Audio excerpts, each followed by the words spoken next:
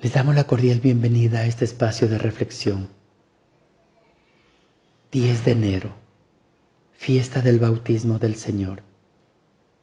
Con esta fiesta concluimos el tiempo de Navidad. El bautismo del Señor o la teofanía en el Jordán es un misterio importante de fe, pues funda el sacramento del bautismo cristiano.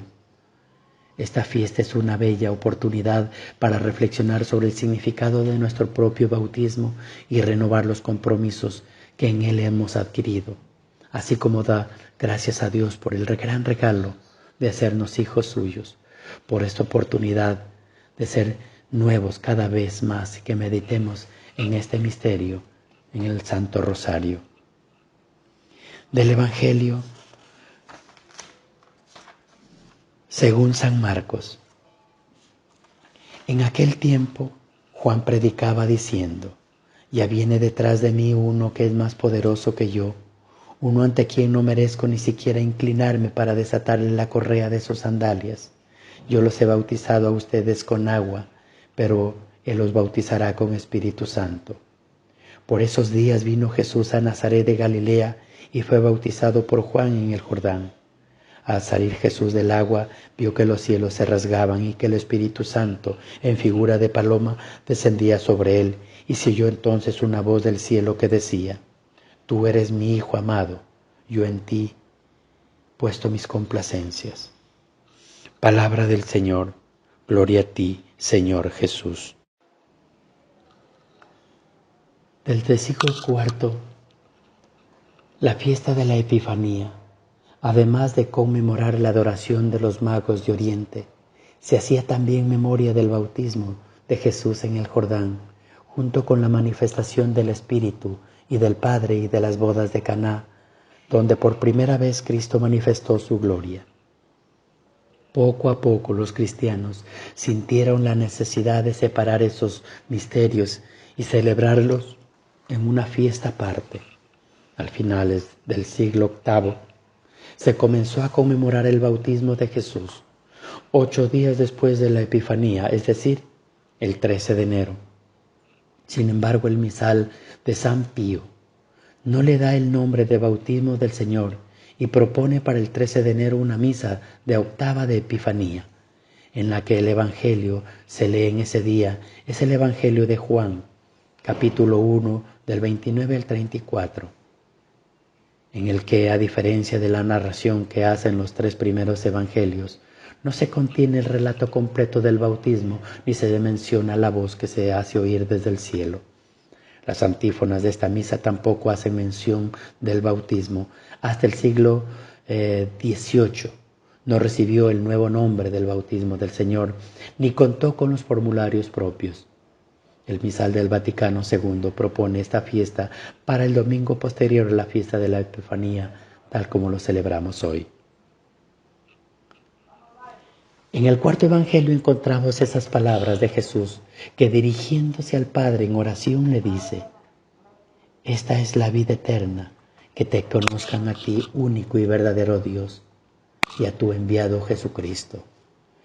En el fondo, todas las páginas del Evangelio que leemos cada día en la Eucaristía tratan de ayudarnos a profundizar este conocimiento que nos da vida eterna, es decir, que nos salva o nos proporciona eso que buscamos desde el anhelo más hondo de nuestro corazón.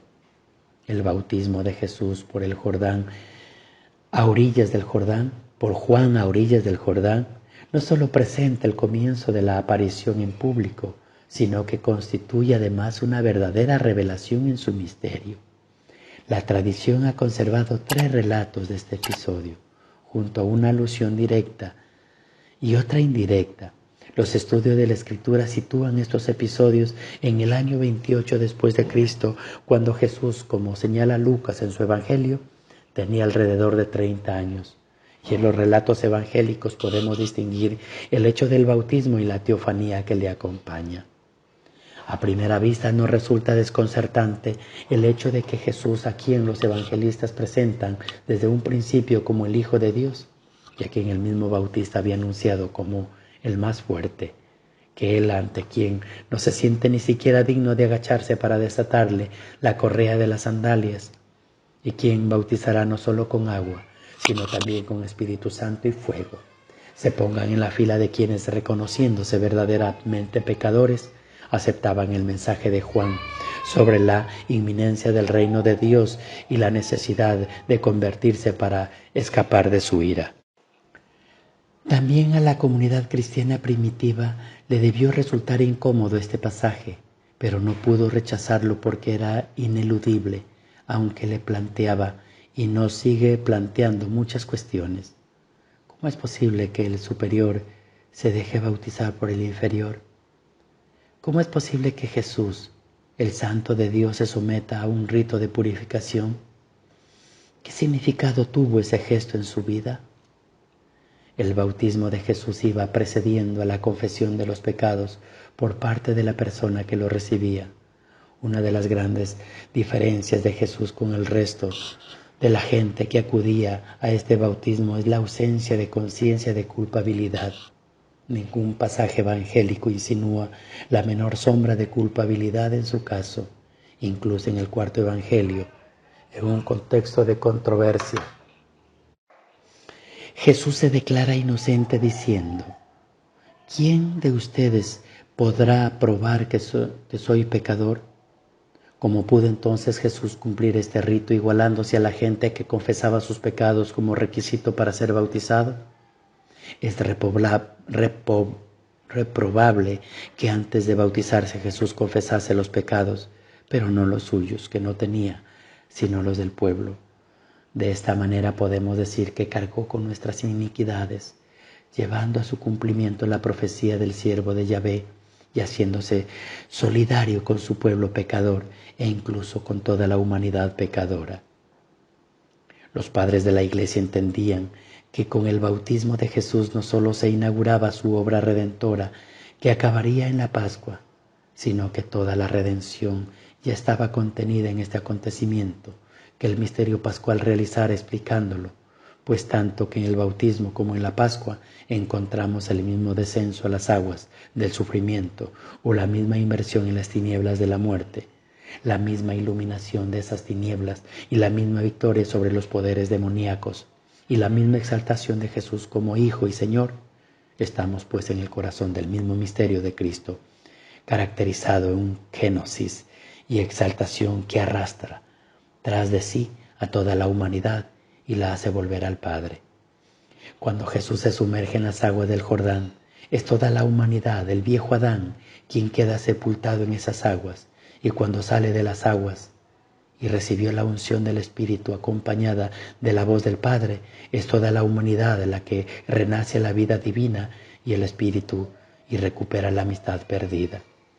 Los padres de la Iglesia nos dicen que si Jesús entra en el Jordán, no es para ser purificado por las aguas, sino para hacerlas purificadoras y santificadoras. El bautismo de Jesús es interpretado también como el misterio nupcial, es decir, la Iglesia es purificada por las aguas y se une a Cristo, su esposo. Esa idea ya se encuentra sugerida en la carta a los Efesios, donde se dice expresamente: ustedes, los maridos, amen a sus mujeres como Cristo ama a la Iglesia y se entregó para ella para santificarla, purificándola mediante el baño del agua y la palabra, a fin de representándolese a sí mismo gloriosa y limpia, sin mancha ni arruga, o cosa semejante, sino santa e intachable. Así como celebramos la Pascua judía en la última cena, Jesús instituye la Pascua nueva, del mismo modo dejándose bautizar por Juan en el Jordán. Instituye el bautismo cristiano. Este nuevo bautismo es un bautismo de purificación y de conversión, pero además un bautismo de espíritu que consiste en nacer a una vida nueva, la vida en el Espíritu y la vida de hijos de Dios. En un misterio de su propio bautismo, Jesús estableció una relación muy estrecha entre la inmersión del agua y el descenso del Espíritu, de tal modo que esta inmersión se convierte en el signo sacramental del don del Espíritu. El bautismo de Jesús es el Espíritu, que no viene del agua sino del cielo, que se abre. En cambio, el bautismo cristiano existe una relación muy estrecha entre el agua y el Espíritu, Eso no quiere decir que la fuerza santificadora del Espíritu está contenida en el agua, sino que es voluntad de Cristo quien ha establecido esta relación entre el agua y el Espíritu. Por su propio bautismo Jesús ha hecho del viejo rito bautismal en sacramento de venida del Espíritu. Desde entonces, cada vez que alguien es bautizado en el nombre del Padre, del Hijo y del Espíritu Santo, el cielo se abre y el Espíritu desciende sobre él, como sobre este nuevo Hijo de Dios, y la voz del Padre se dirige a él diciéndole: Tú eres mi Hijo, mi amado, mi predilecto. Gloria al Padre, al Hijo y al Espíritu Santo, como era en el principio, ahora y siempre, por los siglos de los siglos. Amén.